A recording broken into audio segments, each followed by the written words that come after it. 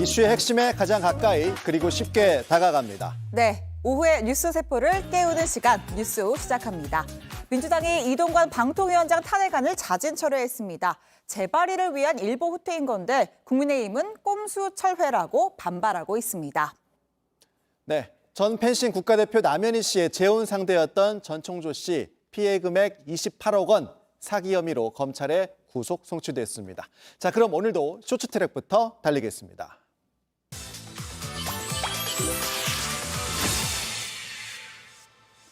첫 번째 트랙입니다. 어느새 겨울. 네, 하루 새 다시 초겨울 추위입니다. 오늘 서울 아침 기온은 0.8도, 한낮에도 어제보다 10도 이상 낮았습니다. 주말에는 전국 대부분 지역에서 최저 기온이 영하권으로 뚝 떨어집니다. 일요일이 절정이고 다음 주 중반쯤 돼서야 추위가 누그러집니다. 나들이 가신다면 두터운 겨울 외투 챙기시고요. 남부 내륙에서는 얼음이 어는 곳도 있으니까 농작물 관리에도 주의가 필요합니다. 네, 도심 곳곳에서 벌써 연말 분위기가 물씬 느껴집니다. 서울 명동의 유명 백화점, 역대 최대 규모의 미디어 팍사드가 등장했고요. 또 1000평 규모를 할애해 크리스마스 마을을 꾸민 곳도 있습니다. 소셜미디어에도 인증샷이 쏟아지고 있다네요.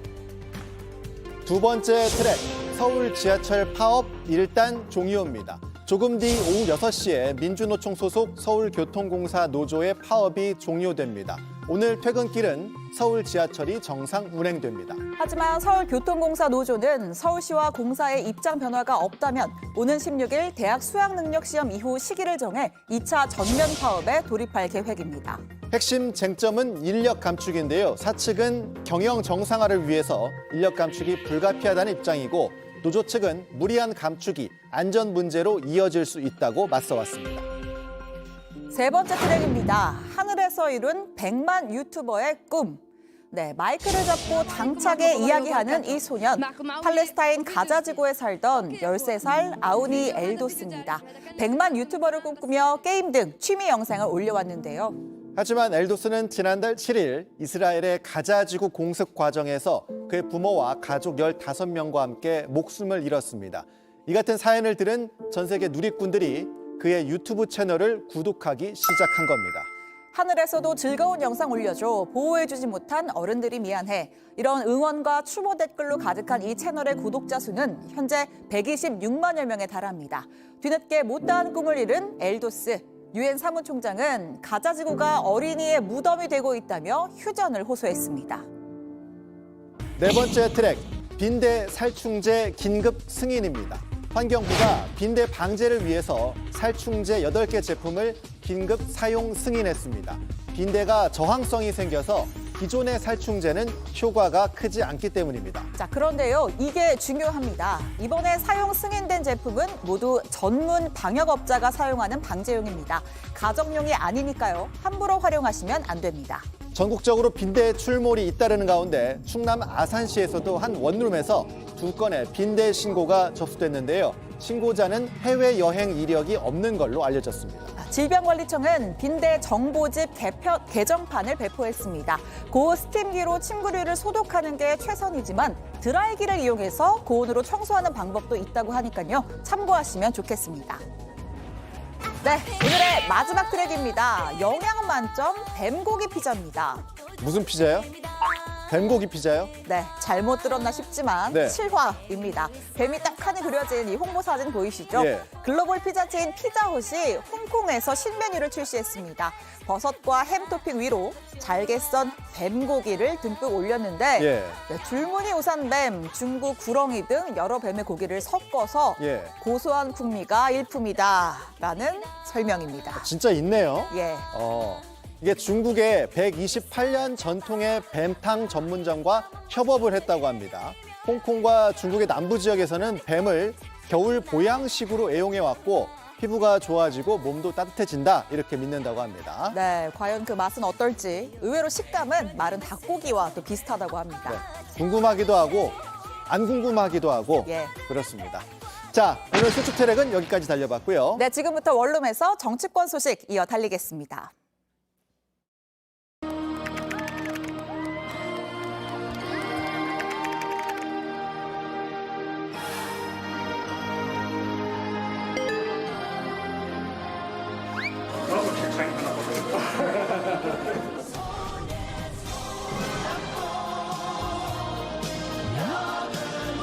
할 수밖에 없다고 난 생각을 해요. 그분들이 다 합리적인 사람들이기 때문에.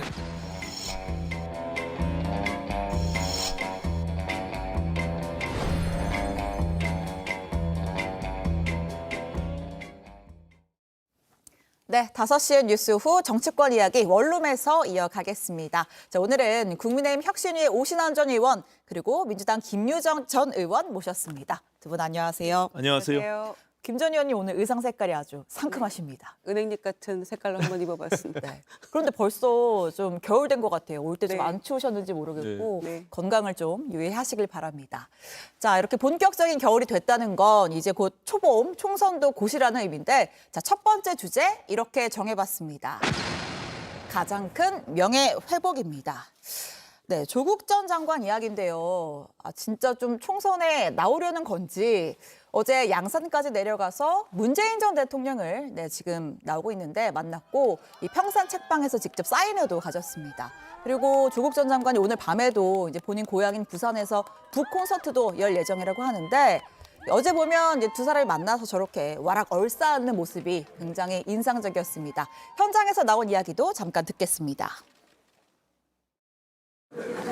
조 장관님 책에 사인 받았어요. 네, 고맙습니다. 반갑기도 하고요. 나도 책 사인 하나 받아요. 여러모로 부족한 사람인데 책 구매 또 서명을 통해서 저에 대해서 많은 위로와 격려를 해주셔서 너무 고맙고 그 시민 여러분의 그런 성원 덕분에 여기까지 온 것 같습니다. 앞으로 열심히 또 살아보겠습니다. 고맙습니다. 네, 앞으로 또 열심히 하겠다. 얼마 전에 조 전 장관이 김어준 씨 방송에 나와서 비법률적인 방식으로 명예회복을 하겠다라고 발언해서 이거 출마하겠다는 거 아니냐 뭐 이런 해석이 나왔는데 또 그 한편으로는 뭐 국회의원이 본인 명예회복하는 그런 자리냐 이런 또 비판들이 있었거든요. 자, 그러자 오늘 페이스북에 해명글을 올렸습니다. 내용은 내 개인의 명예회복이 아니라 검찰 독재 정권에 빼앗긴 그것에 대한 명예를 회복하겠다는 거다. 이렇게 좀 해명을 했거든요. 근데 뭐 앞뒤 내용을 좀 살펴보면 그게 결국은 본인의 총선 출마로 이루어진다. 결국은 나의 명예회복과 같이 가는 거다. 좀 이렇게 읽히기도 해서요. 처음에는 이제 그 명예회복이 본인에 대한 건 줄 알고 예. 비판의 목소리가 높았던 것에 대한 이제 해명 혹은 변명 같은 네. 거를 올리신 것 같은데요. 피선거권이 있으니까 네. 출마할 자유는 있습니다. 예. 그런데 중요한 거는 이제 1심이 끝났고 2심 재판이 진행 중인 그런 상황이잖아요. 또 결론이 어떻게 날지도 모르고 예. 그걸 또 지켜봐야 한다는 측면이 있고요. 특히 뭐 대한민국 명예회복 이런 얘기 했는데 정권을 지금 이렇게 넘겨준 데에는 조국 전 장관 사태가 상당 부분 저는 원인 제공을 했다고 생각합니다. 아마 그렇게 생각하는 분들 많을 것이고요. 이제 그런 부분이 있는데 민주당으로 출마하는 건 사실상 좀 어려워 보입니다. 만약 네. 출마 생각이 있다면 당에서도 상당히 부담스러울 거라고 생각하고요. 네. 그래서 다수의 이제 의원들이 그런 그 부담스러움에 대하여 다양한 표현들을 하고 있던데요. 예. 그래서 중요한 건 본인이 이제 결심을 하면 신당이 될 가능성이 높다고 보고요. 예. 그러면은 뭐 지역구냐, 비례냐, 부산이냐, 광주냐 이런 얘기 다 나올 수 무소속이 있는데 아니라 신당이요. 신당 얘기도 나오지 않습니까? 예. 그래서 그 모든 것은 피선거권이 있는 본인의 자유이겠지만 정치적 여러 가지 고려도 동시에 이루어져야 하고요. 무엇보다도 선거법 개정이 어떻게 이루어지냐에 달려 있다고 생각합니다. 알겠습니다. 일단은 제가 봐서는 뭐 민주당이 지금 친명 비명계에 대한 갈등으로 굉장히 복잡한데 예. 이 셈법이 하나 더 복잡해지는 조국 그 변수가 생긴 거죠. 예, 그래서 이 큰 짐이 아닐 수가 없고요. 제가 봐서는 민주당의 고심도 있을 겁니다. 일단 문재인의 사람으로 굉장히 상징적인 조국 전 예. 장관을 지금 현재의 당 분위기로 봐서는 민주당이 그것을 수용하기는 쉽지 않겠지만 그래도 그냥 내치기도 굉장히 부담스러운 측면이 있을 겁니다. 네. 그래서 향후에 이제 저는 조국 전 장관이 이미 정치적 행보를 통해서 거의 출마를 기정사실화하고 지금 움직이고 있다 이렇게 보여지는데 어쨌든 우리가 조국의 강을 건넜다라고 주장하고 있는 민주당이 다시 거꾸로 과거로 회귀하는 듯한 모습을 통해서 네. 과연 22대 총선에서 그것이 도움이 될 거냐 이런 네. 전략적 판단을 분명히 하겠죠. 네. 그리고 지금 사법적인 절차를 통해서 거의 판결이 다 지금 나고 있잖아요. 그리고 지금 부인 정경심 여사는 다 지금 감옥에 수감돼 있는 상태이고 이런 상황에서 본인이 이미 사법적 판단을 받은 상태에서 비법률적인 명예회복 굉장히 아이러니하고 국민들이 저것을 동의하기는 굉장히 어려울 것이다. 네. 저는 이렇게 생각을 합니다. 그- 예. 정경심 교수는 이제 가석방으로 나와 있는 상태고요, 지금. 말씀하신 대로 그 부분입니다. 조국의 강의 부분인데 지난 대선 때 우리는 조국의 강을 건넜다 이렇게 얘기를 했었는데 내년 총선 이제 한 5개월 남았어요. 그러면은 이 정말 말도 안 되는 윤석열 정권에 대한 심판으로 일치 단결해서 화력을 집중해야 그렇죠. 하는데. 그 이슈를 가지고 우리가 열심히 그 선거를 치러야 되는데 마치 전 정권에 대한 심판인 것처럼 가버릴 수도 있거든요. 네. 이제 그 부분에 대한 여러 가지 우려가 있기 때문에 네. 당 내에서는 우려도 있고 또 난색도 표명하고 있다고 생각합니다. 그리고 네. 또 한 가지 말씀드리고 싶은 거는 그 검찰 독재 자꾸 얘기하는데요. 문재인 정부가 스스로 패착을 가질 수밖에 없었던 것은 그 문재인 정부 초기에 적폐청산을 한다고 하면서 검찰의 특수부를 과대하게 키워내고 그 속에서 사실은 윤석열, 한동훈이라는 인물이 커진 거 아닙니까? 예. 그거에 대한 책임과 반성은 전혀 없는 상태에서 지금 검찰 독재를 계속 그 86세대들이 갖고 있는 트라우마 속에서 지금까지도 부르짖는다는 것은 굉장히 넌센스예요. 저는 그래서 앞으로 민주당이 저 프레임에서 벗어나지 못하면 검찰 전체가 우리 공공의 적이다. 그리고 민주당의 적이다. 이런 식의 프레임은 이제 사라져야 된다고 저는 생각을 합니다. 두 분 말씀을 종합을 좀 해보니 물론 이제 피선거권이 있기 때문에 출마는 자유겠으나 민주당에서의 출마는 뭐 이렇게 쉽지는 않겠다. 뭐 그런 생각이 좀 듭니다. 자, 어쨌든 이제 명예 회복을 위해서라면서 최근에 이런 행보를 보였는데 뭐 정치인들한테 명예라는 게 사실 뭐 생명이잖아요. 그래서 뭐 아마 그 국민의힘에서는 그 혁신위 대사면에 그 이준석 전 대표가 발끈한 이유도 네, 이준석 전 대표 이야기로 좀 넘어가 보겠습니다. 좀 발끈한 이유도 이런 명예와 관련된 그런 내용이 아니었을까 싶은데, 그러니까 한마디로 나 뭐 죄를 지었다고 사면을 해준다는 거냐, 뭐 이런 거겠죠. 자, 그래서 아무튼 총선을 향한 또 다른 움직임이 신당인데, 이준석 전 대표가 오늘 금태섭 전 의원과 김종인 전 비대위원장과 만났습니다. 자, 자체는 비공개였는데 그 후에 김종인 위원장의 해설도 좀 붙여봤습니다. 들어보죠. 취지가 거의 비슷해요. 그러니까 뭐 내가 보기에는 서로 잘 융합이 될 수 있다고 생각을 해. 뜻은 함께 한다고 느끼고 저도 함께 할 수밖에 없다고 나는 생각을 해요. 그 사람들이 다 합리적인 사람들이기 때문에 너무 게임하듯 하고 있는 것 아닌가. 밀고 당기기 하는 전략 중에 하나. 그래 뭐 쉽게 표현하면은 이게 광팔기 수법. 뭐 이런 것 아닌가라는 생각이 들어요. 지금 우리 구도에서 제3당이 과연 지역군에서 얼마나 뿌리를 낼까 하는 데는 조금 제가 볼 때는 회의적이에요. 오 전 의원님, 그 이준석 전 대표랑 최근에 좀 소통하거나 또 혁신이시니까 네네. 좀 이렇게 만나볼까 이런 연락 같은 것도 좀 하고 하시나요? 뭐 개인적으로 직접 연락한 바는 없고요. 예. 그 주변 인물들하고는 계속 제가 뭐 연락을 해왔으니까. 네. 다만 지금 혁신위원회가 출범하고 인요한 위원장이 이준석 대표에게 그 러브콜하는 그런 과정 속에서 예. 이준석 전 대표가 상당히 오랜 기간 저것을 물밑에서 작업해 온 게 아닌가 이런 생각이 들게 되고요. 예. 그리고 그 이후에 지금 광폭 행보를 하고 있거든요. 네.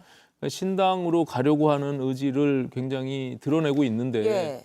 저는 좀 아쉬움이 있습니다. 뭐 이준석 대표가 가지고 있는 여러 가지 상징성 네. 그리고 우리 당에서 필요한 부분들이 분명히 있는데 그런 부분들을 당도 좀 수용할 필요가 있고요. 네. 이준석 대표도 어쨌든 보수가 좀 제대로 된 보수의 방향으로 국민들께 신뢰를 다시 회복하자라는 그런 어떤 쓴소리였다라고 저는 판단이 되는데 네. 그 연장선상에서 조금 본인이 할 수 있는 역할들을 함께 했으면 좋겠다. 여전히 그래서 저는 조금 이준석 대표가 뭐 신당으로 딱 선을 정하고 이렇게 갈 것이 아니라 좀 상황들을 좀 지켜보면서 본인이 말한 것처럼 12월 달까지 좀 지켜봤으면 좋겠다 이런 네. 생각을 갖고 있습니다. 그리고 제3당이라고 하는 것이 늘 선거를 앞두고 총선 앞에서 늘 만들어져 왔잖아요. 근데 그런 것들이 사실은 이렇게 어떻게 보면은 민주당에서 이탈되는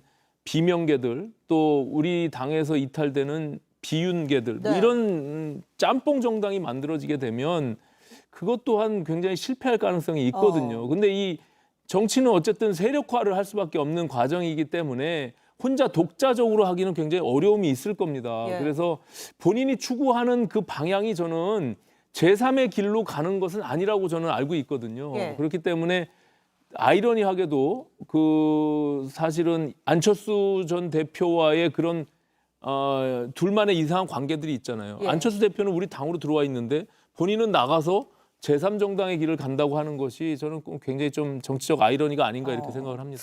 어떻게 보세요? 글쎄요, 뭐 얼마 전 그 복집에서의 뭐 예. 안철수 씨 조용하세요 사건도 있었습니다만 네. 인연인지 악연인지 하여튼 뭔가 계속 이렇게 끊임없이 이어지고는 있는 것 예. 같아요. 그러나 이미 갈 길은 달라 보인다 생각합니다. 그러니까 이제 뭐 박정화 대변인이나 이쪽에서 뭐 밀당하냐, 뭐 몸감 방팔기하느냐, 올리냐, 뭐 예. 이러는데. 그거는 그렇게 믿고 싶은 거라는 생각이 들어요. 그러니까 마지막 그래도 아직 안 나갈 수 있는 희망이 있지 않을까 이렇게 생각하는 건데 네. 이미 저는 마음은 떠났다고 생각하고요. 신당은 추진이 되는 것인데 네. 굉장히 신경이 쓰이겠죠. 굉장히 신경이 쓰이고 TK 정서나 지지율도 매우 그 신경이 쓰이기 때문에 대통령도 12일 만에 또 가서 박 전 대통령 만나고 또 칠성시장 가고 이렇게 하지 않습니까? 굉장히 마음이 급한 거죠. 그런 게 바로 다 이제 이준석 효과라고 저는 생각을 하는데 그렇다고 해서 상황이 달라질 거라는 그런 생각도 안 들어요. 예. 특히 정서라는 게 대통령이 뭐 한 번 도와서 박근혜 전 대통령하고 악수하고 반갑게 인사하면서 뭐 누나 동생 같아요 이런 얘기 한다고 해서 그 상황이 달라질까요?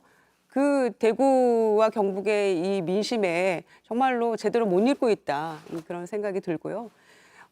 이준석 전 대표는 이미 마음을 굳혔다고 생각합니다. 그리고 지금 인요한 혁신위 체제에서 혁신위원장 좌충우돌 막 여러 사람 만나고 다니고 있지만 그냥 그분의 성정이 그런 것 같고요. 그냥 쇼맨십처럼만 보여요. 왜냐하면은 통합, 두 번째 희생, 그다음에 뭐 청년 여성 이렇게 예. 막 그 1, 2, 3탄을 내놓습니다마는 되고 있는 건 하나도 없거든요. 예. 사실 통합은 소위 대사면 당사자들이 그냥 다 화내고 있었고 희생 얘기했지만 중진들 나 안 간다. 조영 의원 필두로 해서 나는 대구에 있을 거다. 그리고 누구도 지금 꿈쩍하지 않고 있잖아요. 실패입니다. 청년 뭐 얘기합니다마는 비례대표 50%. 네. 지금 선거제가 어떻게 바뀔 줄 알고 그런 얘기를 막 그렇게 던질 예. 수 있죠. 그래서 어차피 혁신위가 성과를 내기는 어렵기 때문에 그걸 지켜보나 마나 예. 이준석 신당은 갈 수밖에 없다. 생각합니다. 혁신위 얘기가 나와서 제가 바로 다음 주제로 넘어가려다가 오전 의원님 그 중진들 좀 험지가고 불출마하는 거 없었던 일 되는 겁니까? 혁신위는 지금 여전히 진행 중이고요. 예, 우리가 뭐 그것을 예단해서 미리 된다 안 된다를 이렇게 예측하는 거는 저는 맞지 않다고 생각하고요.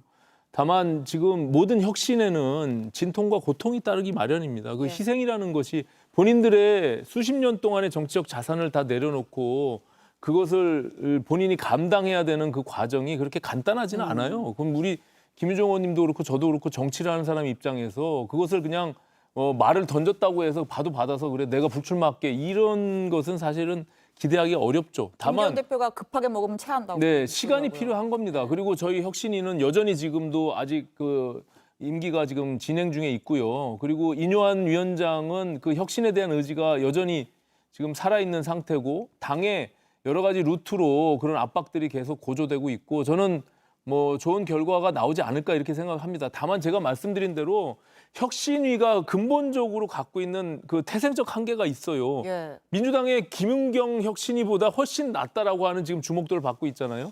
그리고 결과도 저는 그렇게 만들어질 거라고 생각합니다. 특히 1호 안건, 2호 안건에 대해서 대다수의 내용들을 다 당 지도부가 적극 수용을 했고요. 예. 다만 지금 뭐 중진 의원들이나 아니면 뭐 소위 윤핵관들 당 지도부의 큰 희생을 요구하고 있는 부분들은 시간이 좀 필요하다. 그리고 그것들은 여야 할 거 없이 모든 총선 앞에 그런 요구들이 소장파 의원들에 통해서 계속 분출되고 그런 것들을 이끌어냈습니다. 그 일환으로 저희가 혁신위 활동을 하고 있는 것이기 때문에 알겠습니다. 저는 뭐 예. 지켜봐 주십사는 말씀을 드립니다. 알겠습니다. 자, 이제 좀 국회 또 안에 이야기를 좀 할까 하는데요. 어제 오늘 굉장히 그 본회의장부터 해서 안팎이 시끄러웠습니다. 역전의 역전인가 아니면 꼼수의 꼼수인가. 자, 그 이동관 방통위원장 탄핵안을 둘러싸고 여야가 굉장히 팽팽히 맞섰습니다. 자, 어제 오늘 상황을 저희가 영상으로 정리를 했습니다.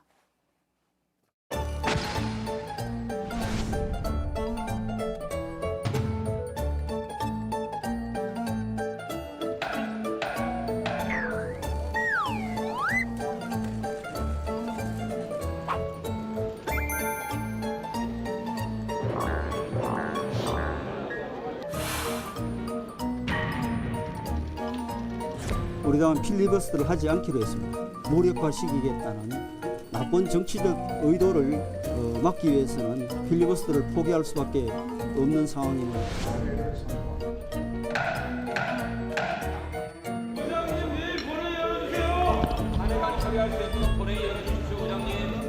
자신들의 반대 토론을 하겠다고 한 것조차도 이동관 지키기 위해서 그 권한을 내려놓는 걸 보면서 얼마나 방송장악이 이 정부에게 시급하고 중요한 과제면 이런 꼼수까지 쓰는구나.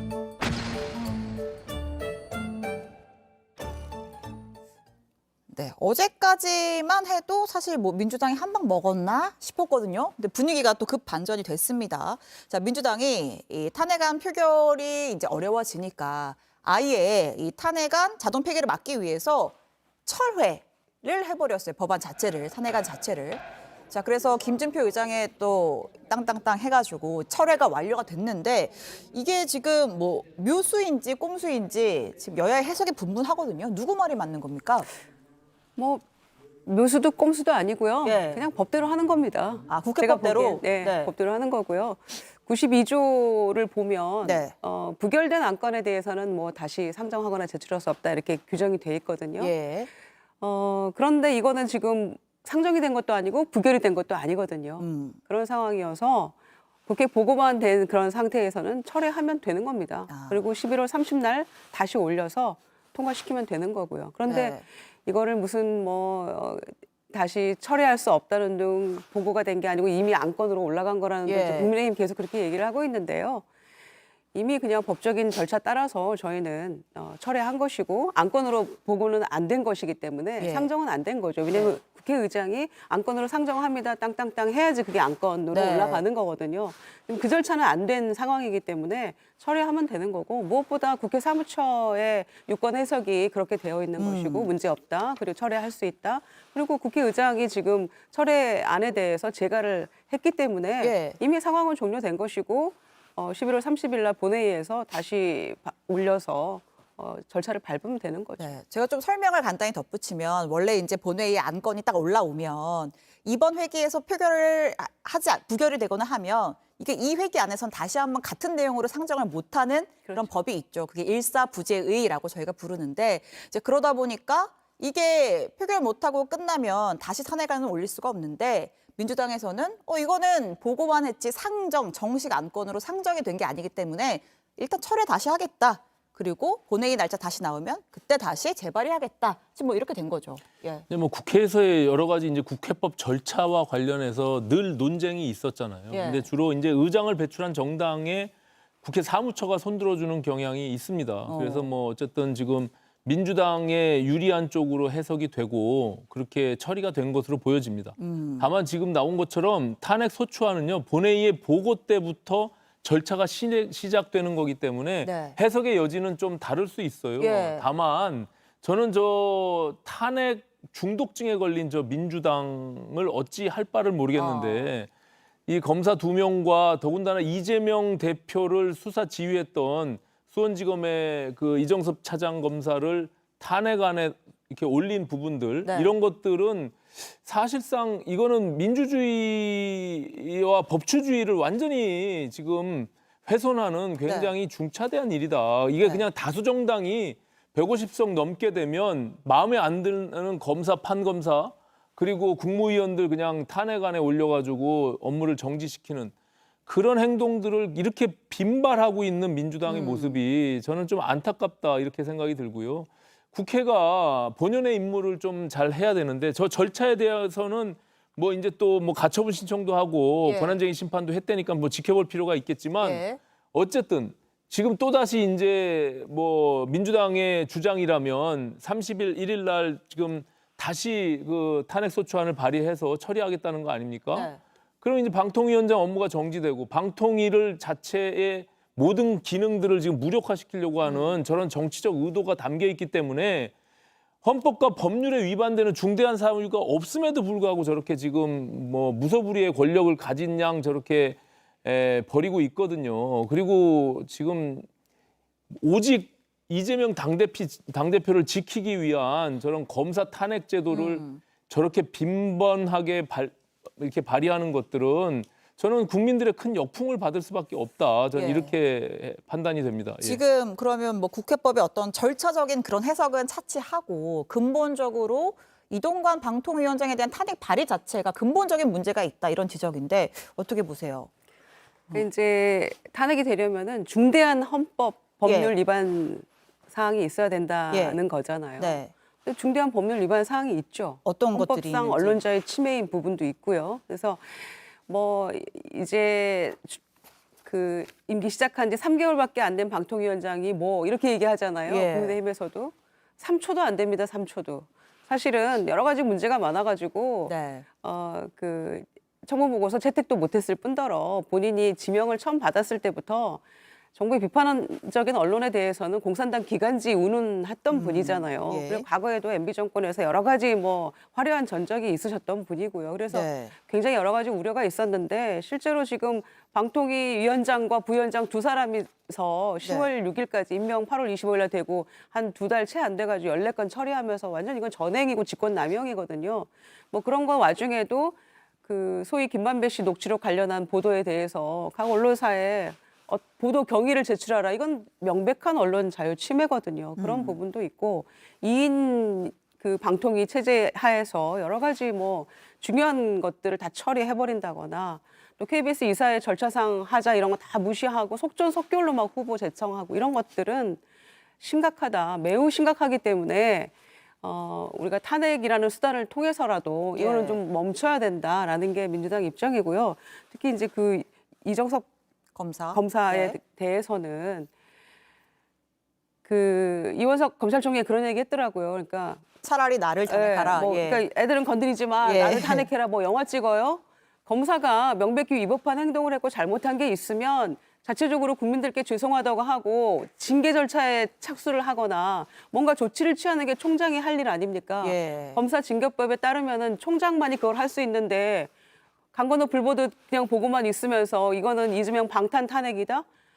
방탄이 됩니까? 이 검사에 대해서 이렇게 탄핵을 한다고 해서 문제가 있는 검사에 대해서 국민께 사죄하고 부끄러워할 줄 알아야죠. 검사의 권력만 유일하게 견제받지 않는 무소불위의 권력이 되어가고 있고 공수처 자체도 검사에 대해서 그 수사할 수 있지만은 예. 거의 무용지물화 되어가고 있는 공수처예요. 그러면은 국회가 가진 권한을 가지고 탄핵하는데 그게 뭐가 문제입니까? 저희 국정을 마비시키는 탄핵 남발 정당 민주당은 반드시 심판받아야 됩니다. 이거는 민주주의를 유린하는 행위고요.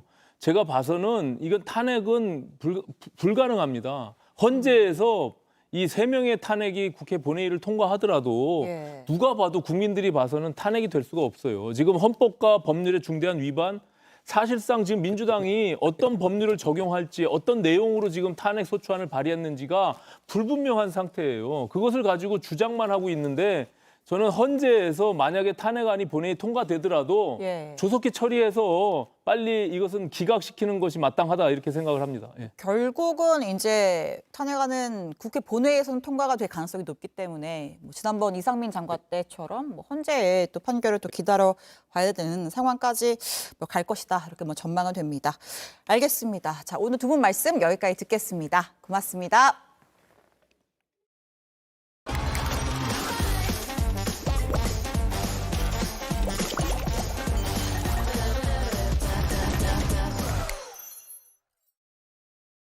네, 우리 사회 속 사건 사고는 뉴스룸에서 이어가겠습니다. 금요일에 함께하는 신박한 변호사들 신유진 변호사, 박성배 변호사 두 분 나와 있습니다. 어서 오십시오. 안녕하세요. 네.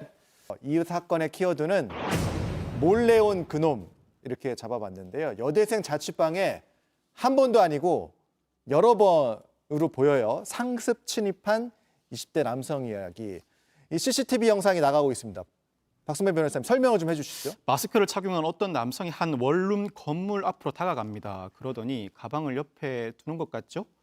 어떤 행태를 보이느냐? 에어컨 실외기를 밟고 올라갑니다. 예. 창문으로 접근하더니 창문을 열고 자, 저 안으로 사람이 들어갈 수 있을까 싶은데 자신의 들어가요? 몸을 저 안으로 집어 넣습니다. 아, 몸을 집어넣는 방식으로 집 안으로 들어가는데 이 원룸은 여대생 A씨가 살고 있는 집입니다. 이 남성 들어가기 전에는 주위를 두리번거리면서 CCTV 유무를 확인하고 행인이 없다는 것을 확인한 반면 들어가지네요, 저렇게. 그렇습니다. 실제로 들어가집니다. 아마 호리호리한 체형으로 보이는데 예. 나올 때는 과감하게 집 현관문을 통해 밖으로 나왔다고 합니다. 예. 지난달 7일 오후경에는 A씨의 집 창문 앞에서 소변을 누는 모습도 그대로 포착됐다고 합니다. 아, 이게 저게 이제 지금 소변을 누는 모습도 CCTV에 잡힌 모습. 자, 여러 번으로 보여요. 집주인인 여대생은 이상한 낌새를 어떻게 느끼게 된 겁니까? 네, 총 4가지 낌새의 징후가 있었는데요. 예. 첫째는 7일 오후에 스마트폰에 PC 카톡으로 접속이 됐다라는 알림 메시지가 온 거예요. 내가 그래서 접속한 적이 없는데. 그렇습니다. 내가 반드시 내가 밖에 있는데 아. 내 집에 있는 PC가 스스로 작동해서 이게 잘못된 것인가? 전산 오류겠지라고 했는데 2주 뒤에 한 번 더 이렇게 PC 카톡이 접속이 됐다라는 알림 메시지가 온 것입니다. 예. 이뿐만이 아니라 귀가한 이 피해 여성은 매우 놀랐던 것이 화장실 변기가 올려져 있었는데 청소할 때 이외에는 절대로 올려두지 않았던 변기 커버가 올려져 있는 것을 보고 깜짝 놀랐다고 합니다. 뿐만 아니라 집에 두었던 음료수와 립밤이 사라지기도 했고 이게 세탁기를 돌려두고 나갔는데 중간에 전원이 꺼진 흔적까지 발견됐다고 합니다. 그래서 이게 어떻게 된 거지 하면서 CCTV를 찾아보니까 저렇게 남성이 CCTV 상으로 들어오는 모습이 그렇습니다. 잡힌 거군요. 근데 더 이상한 부분은 저 남성이 여성하고 전혀 모르는 사이였다는 거예요? 그렇습니다. 여성 A씨가 지난달 23일경 신고를 했고 경찰이 곧바로 수사에 착수했습니다. CCTV 분석을 통해서 이동 경로를 파악하고 여러 차례 압수수색을 통해서 카드 거래 내용 등을 분석해 신원을 파악했는데 그렇게 신원이 파악된 B씨 회사원입니다. 지난달부터 이달 초까지 3차례에 걸쳐서 A씨 집에 침입해 들어왔고 예. 음료수, 립밤 등을 훔쳐 가져갔다고 합니다. 알고 보니 B씨와 A씨 일면식도 없는 관계라고 합니다. 그렇다면 왜 A씨 집을 타겟으로 삼아 침입을 했는지 경찰은 범행 이유, A씨에 대한 스토킹 여부, 여전을 없는지 등을 조사한 뒤에 구속영장을 신청할 방침이라고 하는데 아마 A씨는 B씨 혼자 이 집에 살고 있다는 사실을 익히 알고 있었던 것 같습니다. 어떤 경위에서건 B씨가 혼자 집에 들어가고 불을 켜고 왔다 갔다 하는 모습을 2-3차례 정도는 확인한 뒤에 침입을 강행했을 가능성이 높습니다. 네. 경찰 조사에서 밝혀져야 될 부분이고 자, 피해 여성 입장으로 다시 돌아가면 영상 보자마자 정말 놀랐을 것 같아요. 굉장히 불안할 것 같은데. 그렇죠. 왜냐하면 그 창문이 그 쇠창살이 방검창이 되어 있는데 완벽하게 되어 있진 않지만 그래도 사람이 통과할 수는 없다. 특히 남성이 통과할 수 있을 것이라 상상을 못했던 상황에서 저렇게 버젓이 한 번도 아니고 일단 확인된 내용을만 3번 정도 침입이 됐다고 해요. 예. 그래서 피해 여성은 즉시 주거지를 옮겼지만 아직도 굉장히 불안하다고 하는데요. 게다가 이제 침입 시간이 그 피해 여성이 집에서 나가고 불과 1분 내지 2분 후에 침입한 것을 확인하고 계속 누군가 나를 지켜보고 있는 것 같다라는 불안감에 떨고 있다고 합니다. 집에서 나가는 걸 확인하고 들어갔을 가능성 또 있을 수 있다. 자, 일단은 주거 침입죄가 적용이 될 것 같고요. 네네네. 스토킹 처벌까지 포함이 되지 않을까 이런 생각도 드는데 어떻게 보십니까? 현재 경찰이 스토킹 처벌법 위반도 의유를 해보고 있는데 사실 주거 침입 정황만 가지고는 이 스토킹 처벌법을 적용하기가 쉽지 않습니다. 스토킹 범죄는 의사에 반해서 접근해 감으로써 불안감을 조성하는 행위를 일컫는데 A씨 모르게 주거에 침입했다는 건 의도적으로 접근해 불안감을 야기할 의사가 있다고 보기는 다소 어려운 부분이 있습니다. 다른 스토킹 행위가 있었을 수는 있겠습니다만 주거 침입 자체만 두고 보면 스토킹 처벌법 적용이 어렵습니다만 이와 같은 고민을 하는 이유 통상 주거 침입죄가 형량이 낮기 때문입니다. 얼마 안 나오는군요. 그렇죠. 법정형 자체가 3년 이하의 징역 등인데 실제 실형이 선고되기보다는 집행유예, 심지어는 벌금형이 선고되는 경우가 상당히 많다 보니 다른 법령 적용도 고민하고 있는 것입니다. 그렇지만 어느 순간부터는 우리 법원도 변화의 조짐을 보이고 있습니다. 예. 성폭력 의도로 주거에 침입할 시도를 한다거나 다른 범죄가 수반될 경우에는 실형을 과감하게 선고하고 있고 이 사건의 경우에도 3차례에 걸쳐서 주거에 침입했고 집에 머문 시간도 다소 길어 보이는 데다 여성임을 인지하고 반복해서 주거에 침입한다. 강력범죄 가능성도 충분히 예견해 볼 수 있는 상황이라 주거 침입과 절도 자체만 두고서도 상당히 중한 처벌이 내려질 가능성도 배제하지 못할 것 같습니다. 근데 아까 보면 그 피해자 집 주변에서 소변을 보는 행위, 저 행위는 도대체 왜 저러는 겁니까? 이 행위를 두고 성적으로 해석하고 싶지는 않습니다. 아직까지 예. 단언을 못하니까. 예. 다만 누군가의 집에 침입하고 그 집 근처에서 소변을 본다는 것은 자신만만한 태도를 보이는 것입니다. 자신은 적발되지 않을 것이다. 내가 하고자 하는 일을 온전하게 이 집에 들어가서 하고 나왔다는 그 자신만만한 태도를 그대로 보여주는 행동으로 보여집니다. 저것도 왜 저랬는지도 경찰 조사에서 좀 밝혀져야 될 부분으로 보입니다. 세 번째 사건으로 가겠습니다. 세 번째 사건은 피해자들에게 죄송합니다. 그러니까 오늘 사기 혐의로 검찰에 구속 송치된 전총조 씨가 언론 앞에서 한 말입니다. 전총조 씨가 경찰서 밖으로 나온 장면 잠깐 다시 보고 오겠습니다. 남현희 씨와 공모한 게 맞습니까? 아니면 혼자 범행 계획 세우신 거예요? 피해자분들께 죄송합니다. 펜싱협회 후원은 남현희 씨가 제안한 겁니까? 죄송합니다. 남 씨가 지금 본인 거짓말하고 계시다는데 이에 대해서 입장 있으실까요? 남 씨 주장 중에 제일 반박하고 싶은 게 피해자에게 잠시만요. 피해자에게 뭐 죄송하다고는 했는데 그 피해자도 그렇고 피해 금액도 계속 늘고 있죠. 네, 그렇습니다. 당초에는 고소 금액이 사기 행각에 비해서 너무 작았던 게 아닌가 했는데 지금까지 밝혀진 피해자는 총 23명이고요. 피해 금액은 28억 원에 이릅니다. 그러니까 처음에 체포될 때 뭐 19억 원 정도라고 했는데 계속 늘고 있어요. 네, 그렇습니다. 28억이면은 뭐 지금 굉장한 금액이지만 혹시 아직까지 고소를 안 한 피해자도 있지 않을까 하는 생각이 좀 듭니다. 네. 일단 지금까지 파악된 부분이 28억이고 엊그제 이제 전 씨하고 남 씨가 대질 조사를 했잖아요. 그때 뭐 이제 남현희 씨가 전 씨를 향해서 뭘 봐라고 얘기했다는 부분도 전해졌고 그리고 전총조 씨가 남현희 씨하고 단둘이서 5분만 얘기하게 시간을 달라 이렇게 요청했다는 이 내용도 전해졌어요. 그렇습니다. 전총조가 수사관에게 남현희 씨 5분간 단둘이 대화할 시간을 달라고 요청했다고 하는데 뭐 수사관이 제지할 겨를도 없이 남현희 씨가 곧장 거절 의사를 밝힌 모양입니다. 상당히 냉랭한 분위기가 흘렀고 이에 따라서 대질신문 내내 두 사람은 전혀 대화를 나누지 않았다고 하는데 왜 남현희 씨가 두 사람 간의 대화를 거부했는가? 사실 대질신문 자체가 당사자들이 대화를 나누는 시간이 아닙니다. 예. 같이 앉혀놓고 수사관이 묻고 답을 듣는 절차일 뿐만 아니라 전총조가 아무래도 사기 전과도 있고 말에 능하다 보니 대화를 나누는 과정에서 그 설득에 넘어갈 것을 우려한 변호인이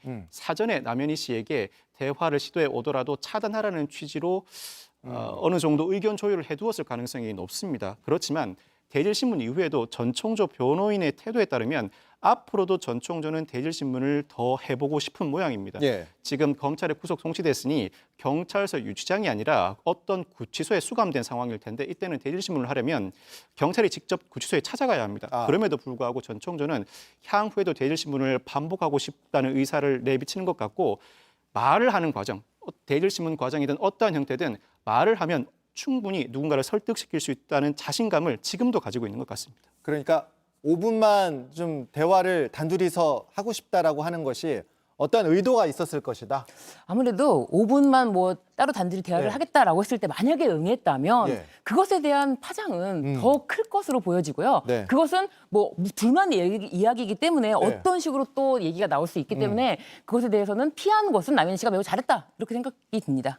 그 일단 남아 있는 거니까 전총조 씨는 일단 사기 혐의로 구속 송치는 됐고 경찰 수사에 남아 있는 건 이제 남현희 씨와의 이제 공모 의혹 여부인데 이 부분은 이제 수사가 조금 계속 이어질 것 같은데 어떤 식으로 좀 이어질 수 있을까요? 근데 이런 공모 주장이요. 예. 전총조에게는 굉장히 양날의 검입니다.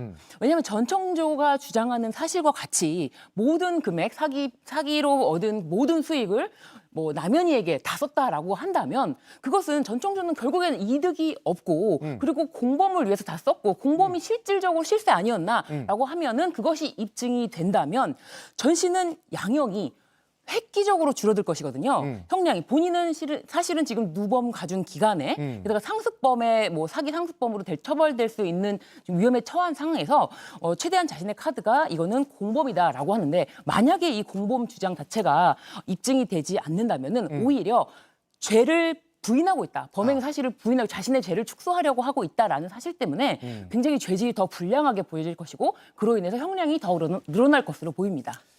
알겠습니다. 자, 오늘 다룰 사건이 굉장히 많더라고요. 하나 더 준비했습니다. 마지막 사건 키워드는 먹튀 형사입니다. 사파로 좀 재구성을 해봤는데요. 한 남성이 이제 술을 마신 다음에 이제 사장님에게 뭐 돈이 없다, 술값 외상 좀 해달라 이렇게 했다 그래요. 여러 번 했다 그래요. 가게들마다 돌면서. 자, 어떻게 왜 믿었느냐? 경찰 신분을 이용했기 때문이라고 합니다. 자, 변호사님, 저는 이 사건 보면서 이제 처음에 이제 제목만 읽었을 때는 이제 경찰을 사칭한 줄 알았어요. 근데 진짜 경찰이었더라고요. 저도 경찰을 사칭한 사람인 줄 알았습니다. 예. 경찰 A 경장이 지난달 15일부터 지난 7일까지 창원시 상남동 부산 서면 일대 주점에서 술을 마신 뒤에 대금을 지불하지 않은 혐의를 받고 있습니다.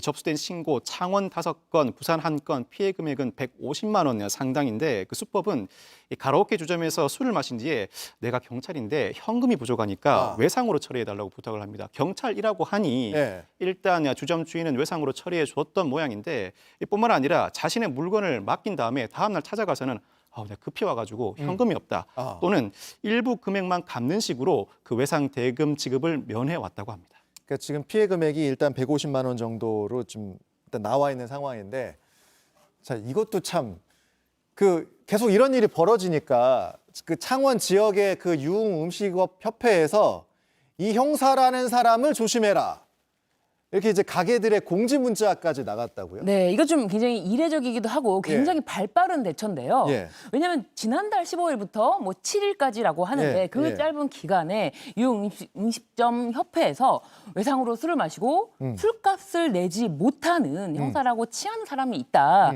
게다가 현재 직위해제 상태이기 때문에 술값을 지급하지 못하기 때문에 주의하라라는 경고 문자를 보낸 거예요. 이 경고 문자를 보냈기 때문에 어떻게 보면은 이 경장의 이 행위가 더 지속되지 않고 빨리 끝나지 않았을까 그런 생각이 듭니다. 소문이 좀 많이 났던 모양이에요. 그러니까 저렇게 문자까지 돌았겠죠. 그런데 이제 그 문자에 보면 이 사람이 현재 직위 해제된 상태이니 더욱 조심하라 이렇게 써 있어요. 근데 이 A 경장이 직위 해제 상태에서 또 그러니까 외상을 하고 다녔다는 얘기가 되는 건데, 그래서 지금 결국 구속까지 됐습니다. 보면서 이게 구속까지 간 사안인가 이런 생각도 들었고. 그만큼 죄질이 불량한 사건이라고 경찰, 검찰, 법원 모두 판단했다고 봐야겠죠. A 경장이 지난 7일에도 상남동 노래주점에서 술값을 지불하지 않다가 주인과 다툼이 벌어졌고 신고가 들어옵니다. 결국 체포됐는데 그 과정에서 발로 업장 내 화분을 차서 부순 혐의도 받고 있습니다. 결국 구속에 이르렀는데 사기, 업무방해, 재물손괴죄가 적용되는 상황입니다. 직위 해제 이후로도 외상을 계속하는 등 죄질이 상당히 불량했고 그동안의 행태에 비춰보면 적극적인 조치가 이루어지지 않고서는 이와 같은 일을 막기 어렵다고 판단한 것 같습니다. 형사 처벌은 불가피해 보이고 수사 단계에서 구속된 경찰을 파면 해임 처분하지 않는 경우는 거의 없습니다. 징계 처분으로서 의무 위반의 정도도 상당히 중하고 고의도 있다고 보고 파면 해임 등 배제 징계가 내려질 가능성이 상당히 높습니다. 직위해제는 일단 현재 맡고 있는 일에서 배제하는 조치이고 징계는 그 이후에 정식 조사를 거쳐서 이루어지게 되는데 정식 조사 이후에는 아마 파면 해임 등의 징계 처분이 이루어질 가능성이 상당히 높아 보입니다. 징계와 형사처벌이 이제 동시에 이뤄질 가능성. 알겠습니다. 오늘 두 분 말씀은 여기까지 듣도록 하겠습니다. 고맙습니다. 감사합니다. 야, 오랜만이네. 가영아.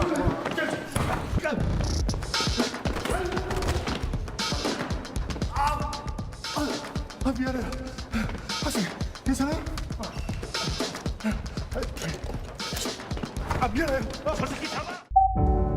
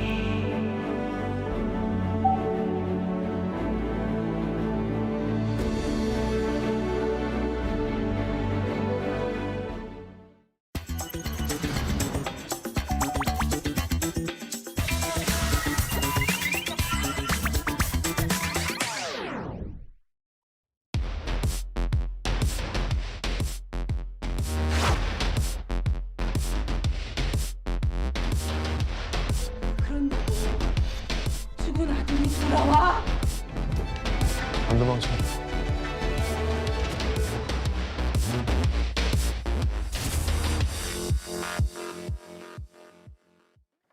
네, 매주 금요일에 찾아오는 인터뷰 코너 오후의 티키타카입니다.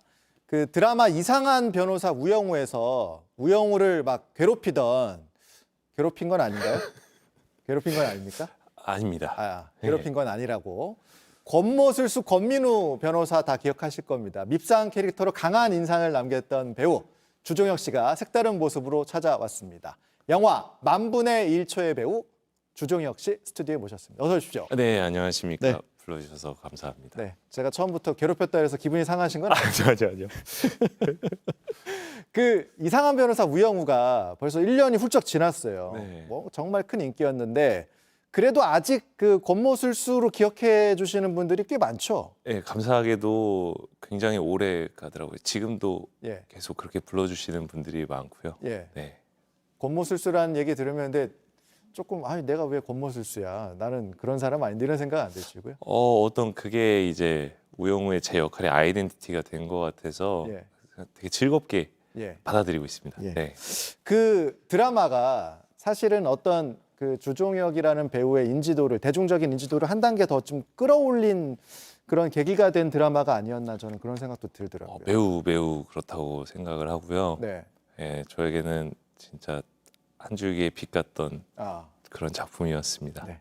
예. 알겠습니다. 그런데 이제 그 드라마에서는 이제 아주 돋보이는 조연이었어요. 하지만 이제는 영화의 주인공, 주연으로 이 자리에 오셨단 말이죠. 네. 영화 만분의 1초.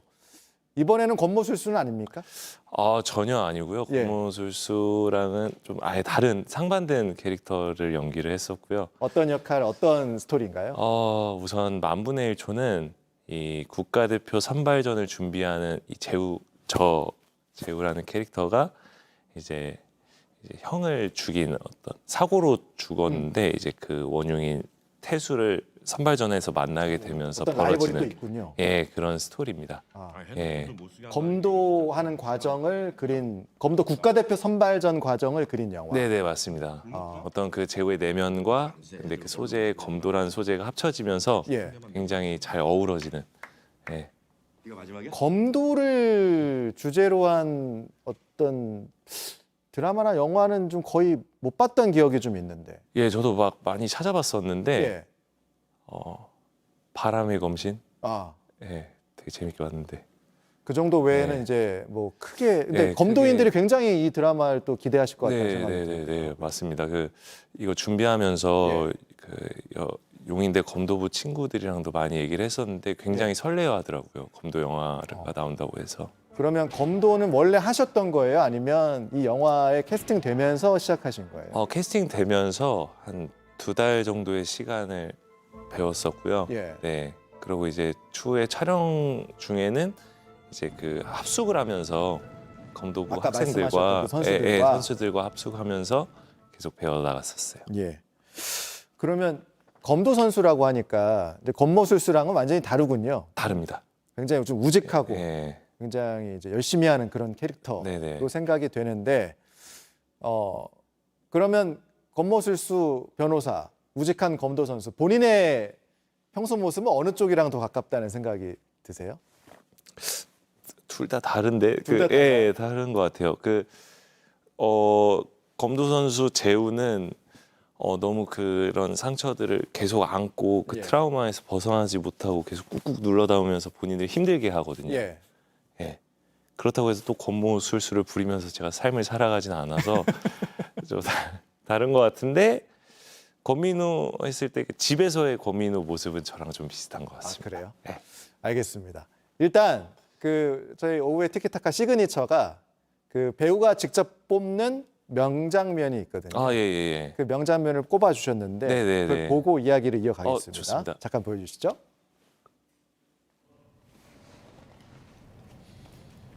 네.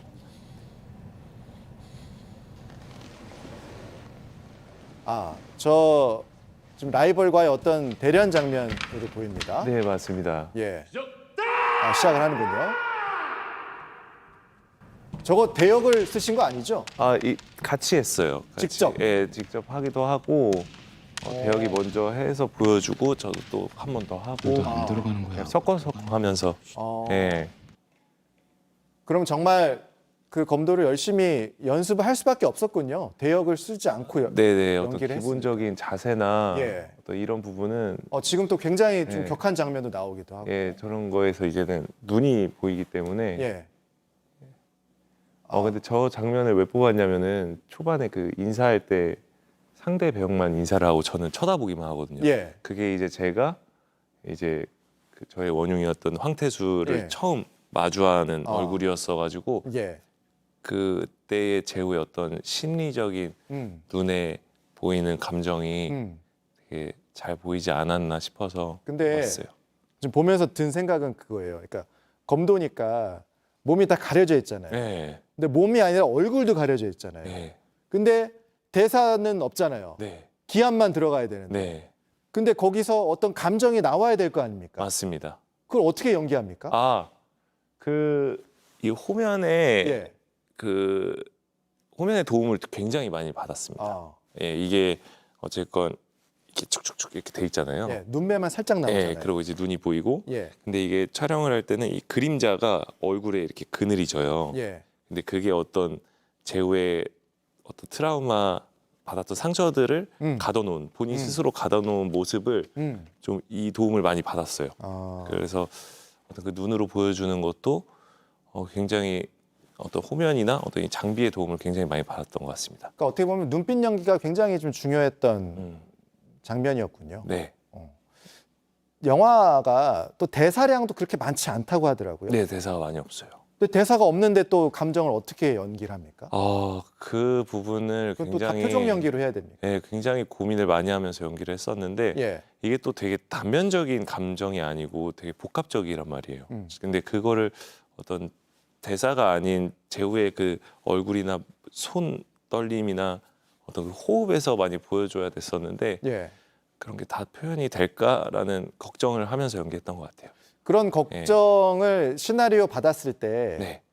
하지 않았을까라는 생각이 드는데 그럼에도 불구하고 이 영화를 시나리오 보고 결정하게 된 이유는 우선 이 제우라는 인물을 봤을 때 너무 안쓰러웠어요. 그 여러 가지 복합적인 감정을 안고 형은 죽었고, 네, 형이 죽고 아버지는 떠나고 뭐 이런 여러 가지 상처들을 어디에 표출하지도 못하고 그 검도 선발전에 올 때까지 그거를 꾹꾹 안고 가는 제우가 안쓰러웠는데 그걸 사실 연기하는 사람으로 봤을 때는 굉장히 잘 해내보고 싶었어요.